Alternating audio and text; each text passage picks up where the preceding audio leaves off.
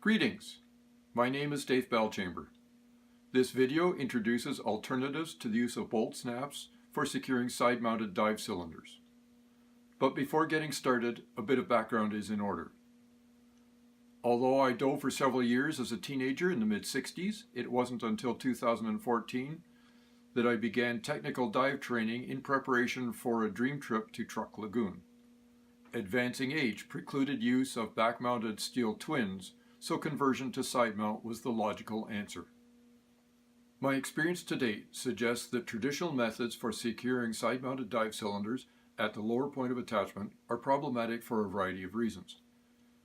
First, separate points of attachment are required for steel and aluminum cylinders, the latter requiring 2 or more points of attachment to accommodate changes in buoyancy over the course of a dive. Second, manipulating bolt snaps is difficult when wearing thick neoprene gloves, while dry gloves have a nasty habit of being pinched by the bolt. And third, aging divers such as myself frequently suffer from restricted shoulder mobility, making it difficult to reach back-mounted rails while manipulating bolt snaps. Lastly, the degree to which cylinders are free to swing about while tethered by bolt snaps and associated lanyards poses a high risk of injury while moving aboard dive vessels in rough conditions or while negotiating rocky shorelines. As a consequence, I've spent several years developing an alternative to the use of bolt snaps for securing side-mounted cylinders at the lower point of attachment. Although developed for side-mount divers, my Scuba cylinder lower side-mounting system also lends itself well for back-mounted divers that need additional cylinders for added capacity or differing gas mixtures. My system consists of these two interlocking parts, a BCD bracket and a cylinder bracket. The BCD bracket is secured to any BCD having a web waistband by weaving the waistband through the two upper hoops in conjunction with a single triglide. The bracket features a smooth concave surface on one side to reduce pressure points against the diver's hip, and a shelf-like structure on the other side to receive the cylinder bracket. The shelf-like structure is positioned below the waistband to accommodate divers with shorter torsos. The rubber body also ensures that neither thermal protection nor the BCD bladder interfere with the system. The cylinder bracket also features a concave surface having horizontal ribs to aid in gripping the cylinder.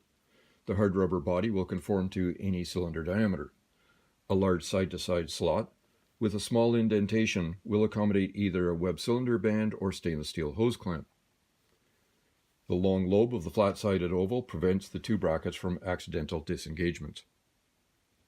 The cylinder bracket locks into the BCD bracket by first tilting the cylinder 45 degrees forward from the diver's torso, inserting the long lobe of the flat-sided oval into the BCD's shelf-like structure, then tilting the cylinder in line with the diver's torso. Reversing the sequence unlocks the system during dismounts.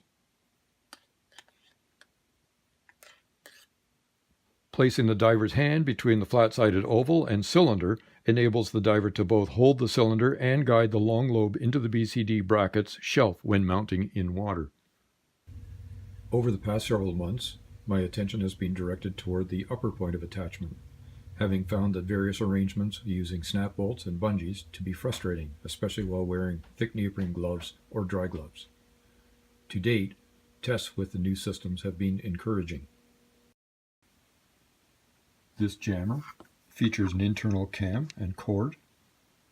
When tension is applied on the cord, the cam rotates and locks the cord in position. It is mounted on a standard shoulder-mounted D-ring. The self-tightening loop is first placed over the valve prior to mounting a regulator, and then tightened there too. When the unit is mounted on the D-ring, the cylinder may be brought closer to the diver's torso by simply pulling on the other knob and reapplying tension.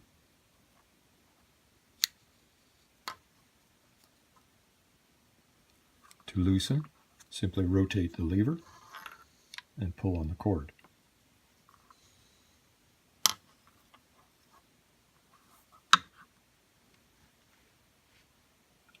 The jammer also features slots for storage of excess cord.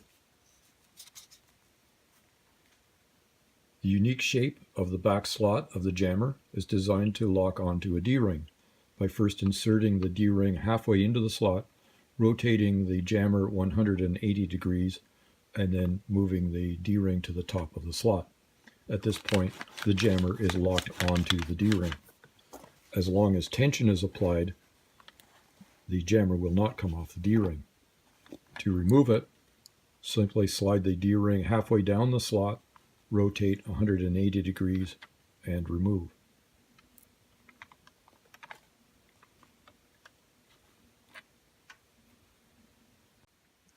Lastly, I've created this simple hook and handle for the bungee to hold the top of the cylinder in position.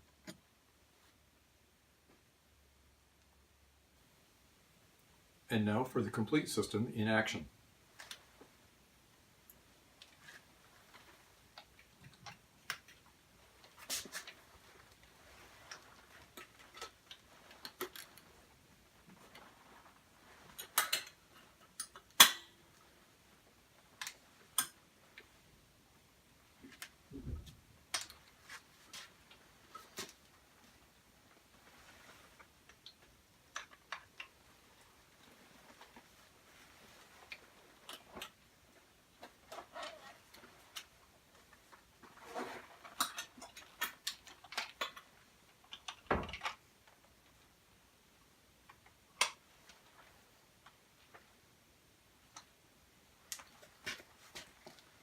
If one cylinder is sticking out too far, as is the case on my right side, it's simply a case of adjusting.